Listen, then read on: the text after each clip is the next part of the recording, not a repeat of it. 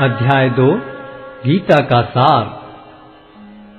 संजय ने कहा, करुणा से व्याप्त शोकयुक्त अश्रुपूरित नेत्रों वाले अर्जुन को देखकर मधुसूदन कृष्ण ने ये शब्द कहे। श्री भगवान ने कहा, हे अर्जुन, तुम्हारे मन में यह कलमश आया कैसे? यह उस मनुष्य के लिए तनुक भी अनुकूल नहीं है जो जीवन के मूल्य को जानता हो। इससे उच्च लोक की नहीं अपितु अपयश की प्राप्ति होती है। हे प्रतापुत्र, इस हीन नपुंसकता को प्राप्त मत हो, यह तुम्हें शोभा नहीं देती। हे शत्रुओं के दमन करता, हृदय की शुद्ध दुर्बलता को त्याग कर युद्ध के लिए खड़े हो। अर्जुन ने कहा, हे शत्रुहंता, हे मधुसूदन, मैं युद्ध भूमि में किस तरह भीष्म तथा द्रोण जैसे पूजनीय व्यक्तियों पर उलटकर बाण चलाऊंगा। ऐसे महापुरुषों को जो मेरे गुरु हैं, उन्हें मारकर जीने की अपेक्षा इस संसार में भीख मांगकर खाना अच्छा है। भले ही वे सांसारिक लाभ के इच्छुक हों, किंतु हैं तो गुरुजन ही। यदि उनका वध होता है तो हमारे द्वारा भोग्य प्रत्येक वस्तु उनके रक्त से सनी होगी। हम यह भी नहीं जानते कि हमारे लिए क्या श्रेष्ठ है, उनको जीतना या उनके द्वारा जीते जाना।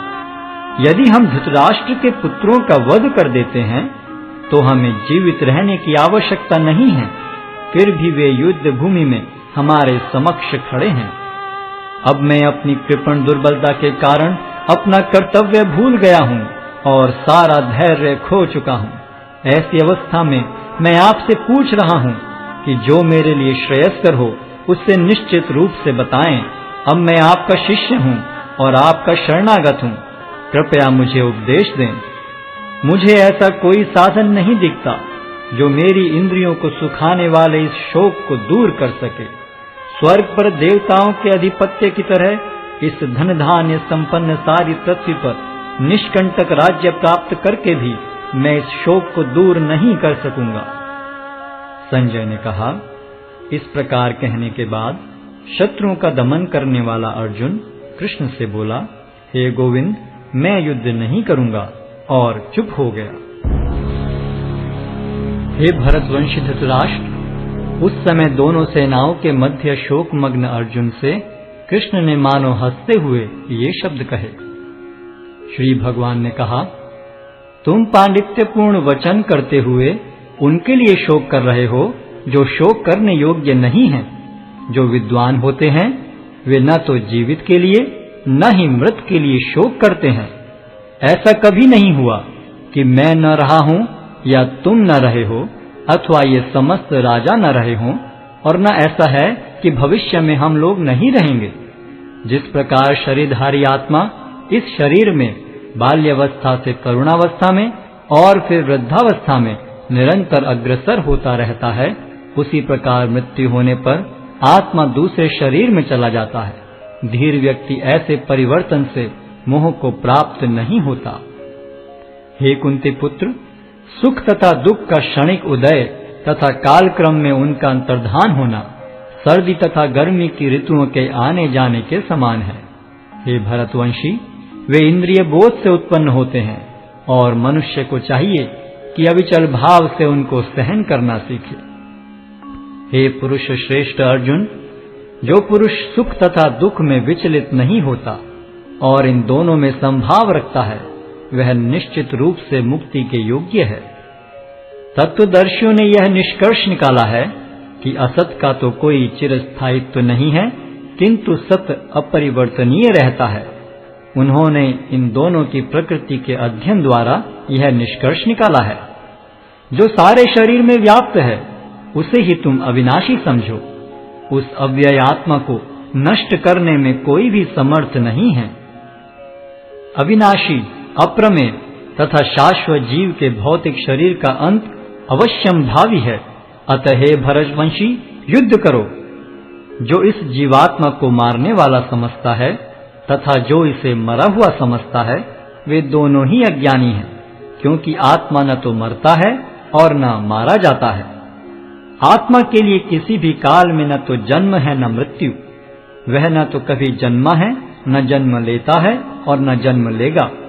वह अजन्मा, नित्य शाश्वत तथा पुरातन है। शरीर के मारे जाने पर वह मारा नहीं जाता।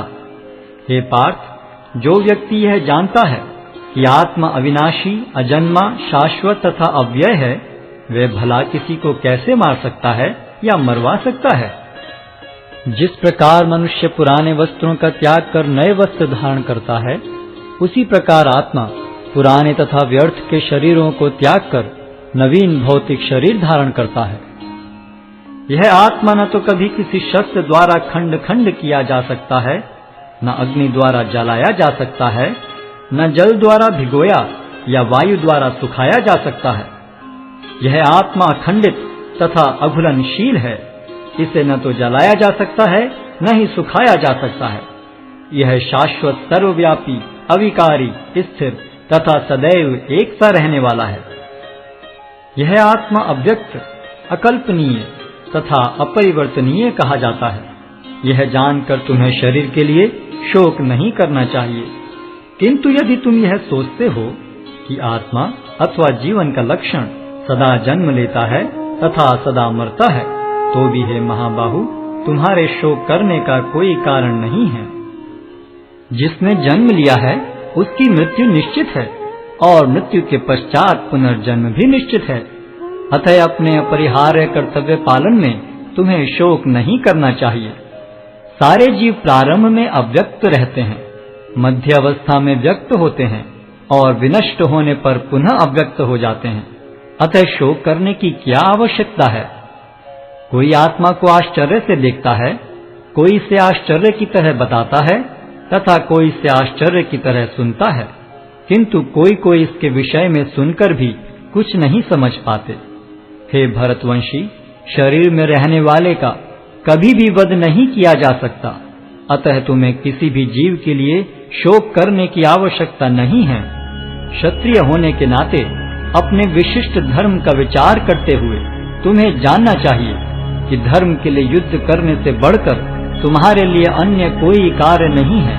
अतः तुम्हें संकोच करने की कोई आवश्यकता नहीं है। हे पार्थ, वे क्षत्रिय सुखी हैं जिन्हें ऐसे युद्ध के अवसर अपने आप प्राप्त होते हैं, जिससे उनके लिए स्वर्ग लोक के द्वार खुल जाते हैं। किंतु यदि तुम युद्ध करने के स्वधर्म को संपन्न नहीं करते, तो तुम्हें निश्चित रूप से अपने कर्तव्य की उपेक्षा करने का पाप लगेगा और तुम योद्धा के रूप में भी अपना यश खो दोगे। लोग सदैव तुम्हारे अपयश का वर्णन करेंगे, और सम्मानित व्यक्ति के लिए अपयश तो मृत्यु से भी बढ़कर है।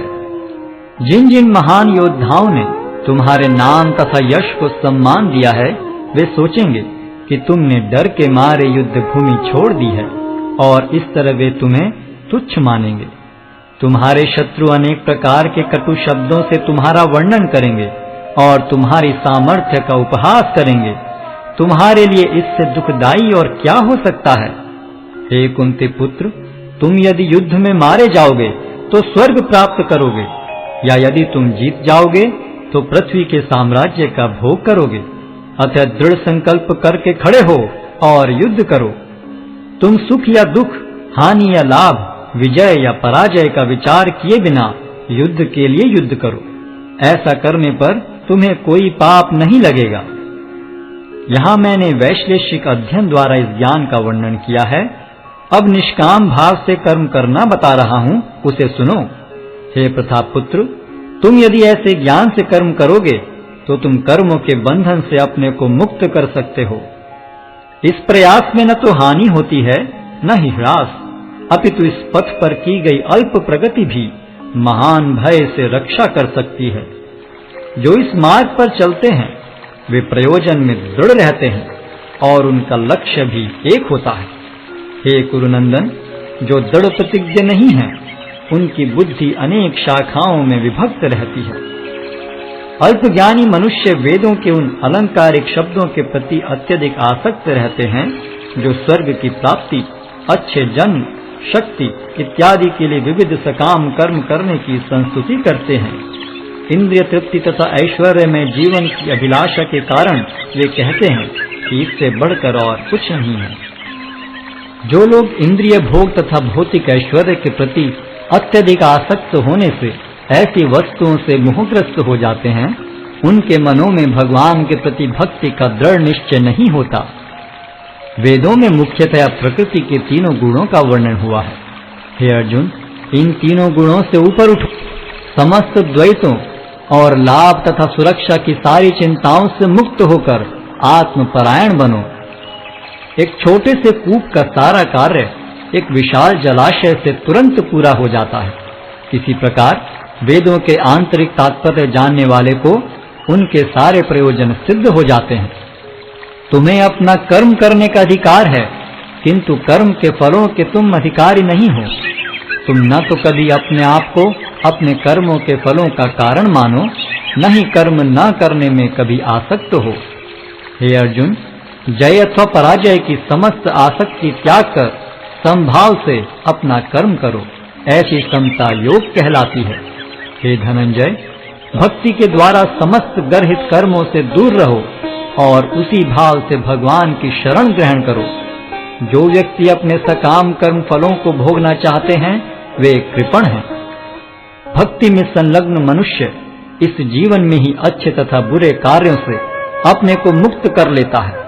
अतः योग के लिए प्रयत्न करो, क्योंकि सारा कार्य कौशल यही है। इस तरह भगवत भक्ति में लगे रहकर बड़े बड़े ऋषि, मुनि अथवा भक्तगण अपने आप को इस भौतिक संसार में कर्म के फलों से मुक्त कर लेते हैं। इस प्रकार वे जन्म मृत्यु के चक्र से छूट जाते हैं और भगवान के पास जाकर उस अवस्था को प्राप्त करते हैं जो समस्त दुखों से परे है। जब तुम्हारी बुद्धि मोह रूपी सघन वन को पार कर जाएगी तो तुम सुने हुए तथा सुनने योग्य सब के प्रति अन्य मनस्क हो जाओगे। जब तुम्हारा मन वेदों की अलंकारमयी भाषा से विचलित न हो और वह आत्म साक्षात्कार की समाधि में स्थिर हो जाए, तब तुम्हें दिव्य चेतना प्राप्त हो जाएगी। अर्जुन ने कहा, हे कृष्ण, अध्यात्म में लीन चेतना वाले व्यक्ति के क्या लक्षण हैं? वह कैसे बोलता है तथा उसकी भाषा क्या है? वह किस तरह बैठता और चलता है? श्री भगवान ने कहा, हे पार्थ, जब मनुष्य मनोधर्म से उत्पन्न होने वाली इंद्रिय तृप्ति की समस्त कामनाओं का परित्याग कर देता है और जब इस तरह से विशुद्ध हुआ उसका मन आत्मा में संतोष प्राप्त करता है, तो वह विशुद्ध दिव्य चेतना को प्राप्त स्थित प्रज्ञ कहा जाता है। जो त्रय तापों के होने पर भी मन में विचलित नहीं होता अथवा सुख में प्रसन्न नहीं होता और जो आसक्ति, भय तथा क्रोध से मुक्त है, वह स्थिर मन वाला मुनि कहलाता है। इस भौतिक जगत में जो व्यक्ति न तो शुभ की प्राप्ति से हर्षित होता है और न अशुभ के प्राप्त होने पर उससे घृणा करता है, वह पूर्ण ज्ञान में स्थिर होता है। जिस प्रकार कछुआ अपने अंगों को संकुचित करके खोल के भीतर कर लेता है, उसी तरह जो मनुष्य अपनी इंद्रियों को इंद्रिय विषयों से खींच लेता है, वह पूर्ण चेतना में दृढ़ता पूर्वक स्थिर होता है।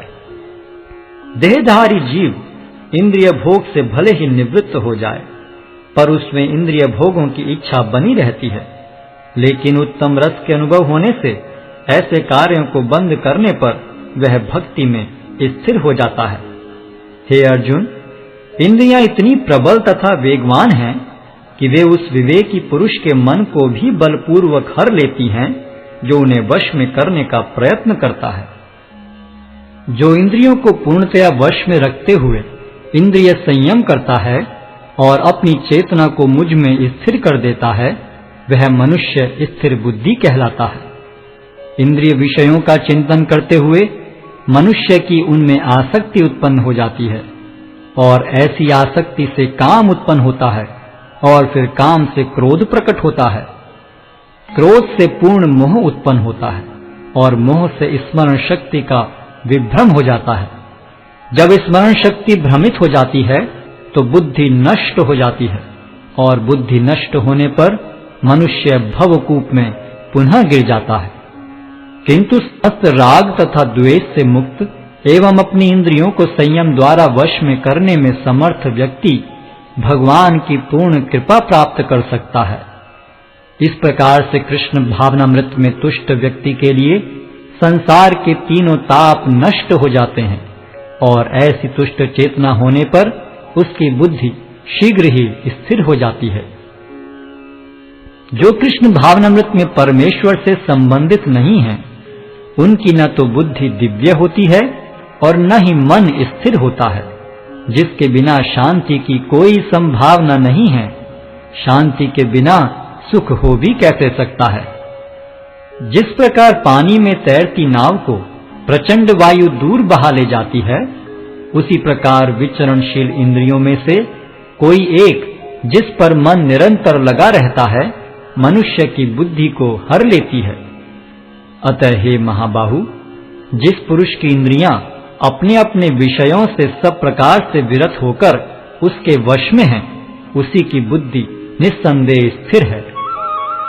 जो सब जीवों के लिए रात्रि है, वह आत्म संयमी के जागने का समय है, और जो समस्त जीवों के जागने का समय है, वह आत्म निरीक्षक मुनि के लिए रात्रि है।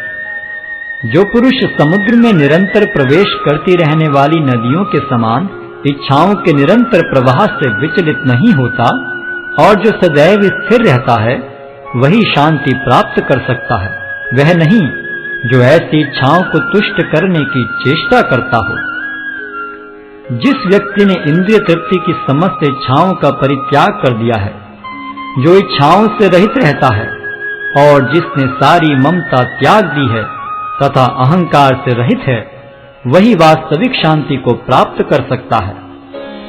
यह आध्यात्मिक तथा ईश्वरीय जीवन का पथ है, जिसे प्राप्त करके मनुष्य मोहित नहीं होता।